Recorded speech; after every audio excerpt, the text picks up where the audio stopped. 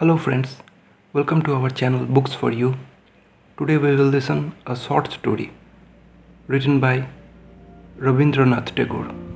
The name of the story is The Kabuliwala. So let's get started. The Kabuliwala by Rabindranath Tagore. My 5 years old daughter Minnie cannot live without chattering. I really believe that in all her life she has not wasted a minute in silence. Her mother is often vexed at this and would stop her prattle, but I would not. To see Minnie quiet is unnatural and I cannot bear it long, and so my own talk with her is always lively. One morning, for instance, when I was in the midst of the 17th chapter of my new novel, my little Minnie stole into the room and putting her hand into mine said, "Father, Ramdayal, the doorkeeper, calls a crow a crow. He doesn't know anything, does he?" Before I could explain to her the difference of language in this world, she was embarked on the full tide of another subject. "What do you think, father? Bhola says there is an elephant in the clouds blowing water out of his trunk, and that is why it rains." And then darting off anew, while I sat still making ready some reply to this last saying, "Father, what relation is mother to you?" With a grave face, I contrived to say, "Go and play with Bhola, Minnie, I am busy." The window of my room overlooks the road. The child had seated herself at my feet near my table and was playing softly, drumming on her knees. I was hard at work on my 17th chapter, where Pratap Singh, the hero, had just caught Kanchanlata, the heroine, in his arms and was about to escape with her by the third story window of the castle, when all of a sudden Minnie left her play and ran to the window crying, "A Kabuliwala, a Kabuliwala." Sure enough, in the street below was a Kabuliwala, passing slowly along. He wore the loose, soiled clothing of his people, with a tall turban. There was a bag on his back, and he carried boxes of grapes in his hand. I could not tell what were my daughter's feelings at the sight of this man, but she began to call him loudly. "Ah, I thought he will come in, and my 17th chapter will never be finished." At which exact moment the Kabuliwala turned and looked up at the child. When she saw this, overcome by terror, she fled to her mother's protection and disappeared. She had a blind belief that inside the bag which the big man carried there were perhaps 2 or 3 other children like herself. The peddler meanwhile entered my doorway and greeted me with a smiling face. So precarious was the position of my hero and my heroine that my first impulse was to stop and buy something since the man had been called. I made some small purchases and a conversation began about Abdul Rahman, the Russians, the English, and the frontier policy. As he was about to leave, he asked, "And where is the little girl, sir?" And I, thinking that Minnie must get rid of her false fear, had her brought out. She stood by my chair and looked at the Kabuliwala and his bag. He offered her nuts and raisins, but she would not be tempted and only clung the closer to me, with all her doubts increased. This was their first meeting. One morning, however, not many days later, as I was leaving the house, I was startled to find Minnie seated on a bench near the door, laughing and talking, with the great Kabuliwala at her feet. In all her life, it appeared my small daughter had never found so patient a listener save her father. And already the corner of her little sari was stuffed with almonds and raisins, the gift of her visitor. "Why did you give her those?"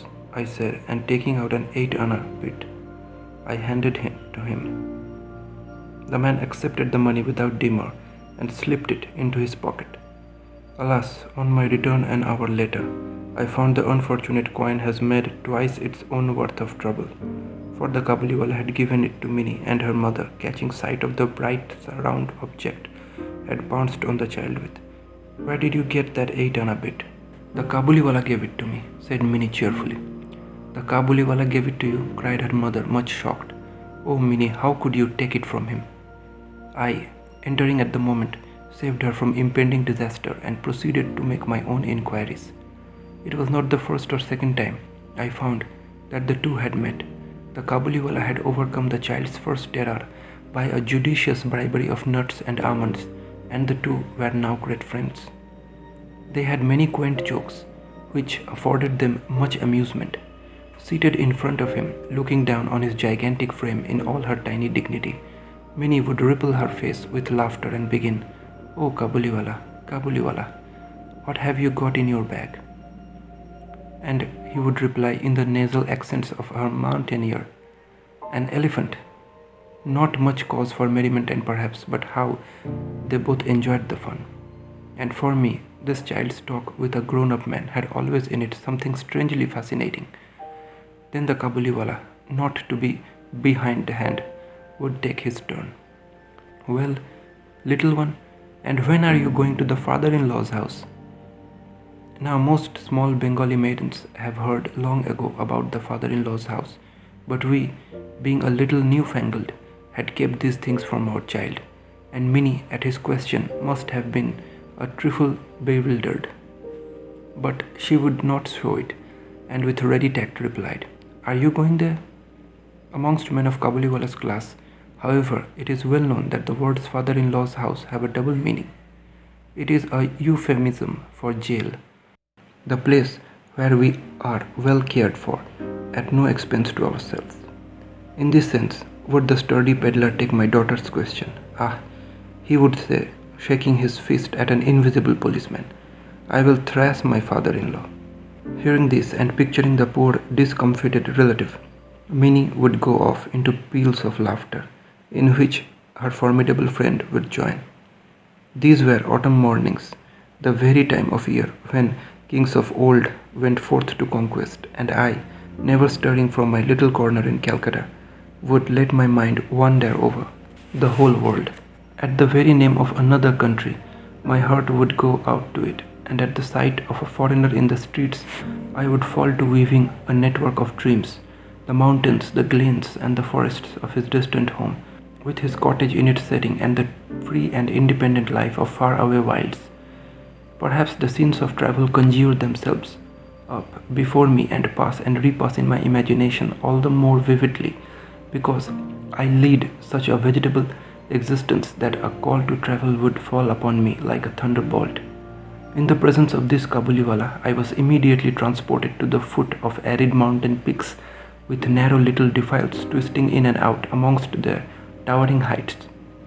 I could see the string of camels bearing the merchandise and the company of turbaned merchants, carrying some their queer old firearms and some their spears journeying downward towards the plains.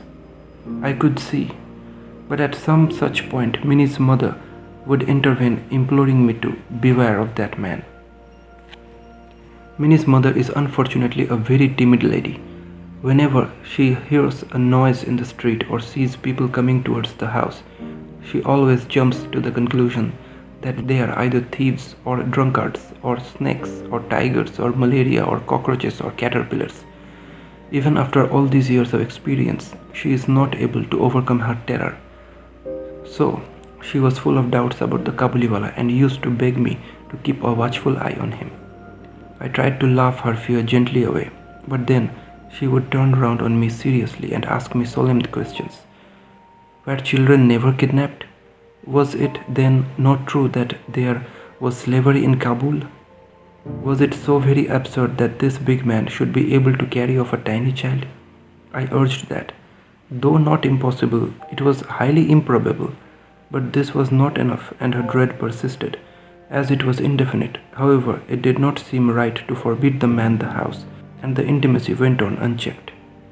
Once a year, in the middle of January, Rahmun, the Kabuliwala, was in the habit of returning to his country, and as the time approached, he would be very busy, going from house to house collecting his debts. This year, however, he could always find time to come and see Minnie. It would have seemed to an outsider that there was some conspiracy between the two, for when he could not come in the morning, he would appear in the evening.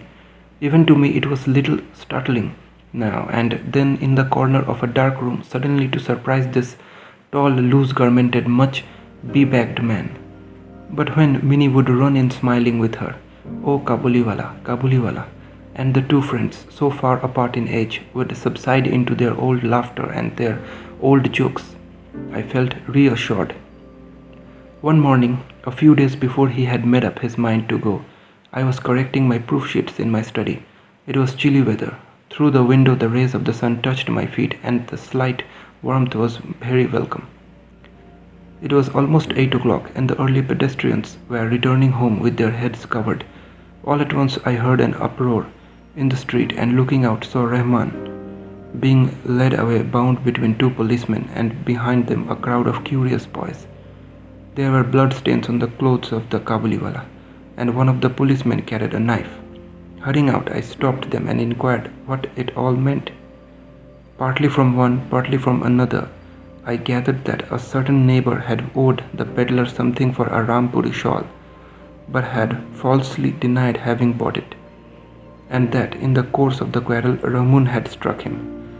Now, in the heat of this excitement, the prisoner began calling his enemy all sorts of names, when suddenly, in the veranda of my house, appeared my little Minnie with her usual exclamation, "Oh, Kabuliwala, Kabuliwala!" Rahman's face lighted up as he turned to her. He had no bag under his arm today, so she could not discuss the elephant with him. She at once therefore proceeded to the next question. "Are you going to the father-in-law's house?" Rahman laughed and said, "Just where I am going, little one." Then, seeing that the reply did not amuse the child, he held up his fettered hands. "Ah," he said, "I would have thrashed that old father-in-law, but my hands are bound." On a charge of murderous assault, Rahman was sentenced to some years' imprisonment. Time passed away, and he was not remembered. The accustomed work in the accustomed place was ours, and the thought of the once free mountaineer spending his years in prison seldom or never occurred to us. Even my light-hearted Minnie, I am ashamed to say, forgot her old friend. New companions filled her life. As she grew older, she spent more of her time with girls. So much time indeed did she spend with them that she came no more, as she used to do, to her father's room. I was scarcely on speaking terms with her. Years had passed away. It was once more autumn, and we had made arrangements for our Minnie's marriage. It was to take place during the Puja holidays. With Durga returning to Kailas, the light of our home also was to depart to her husband's house and leave her father's in the shadow. The morning was bright. After the rains, there was a sense of ablution in the air, and the sun rays looked like pure gold.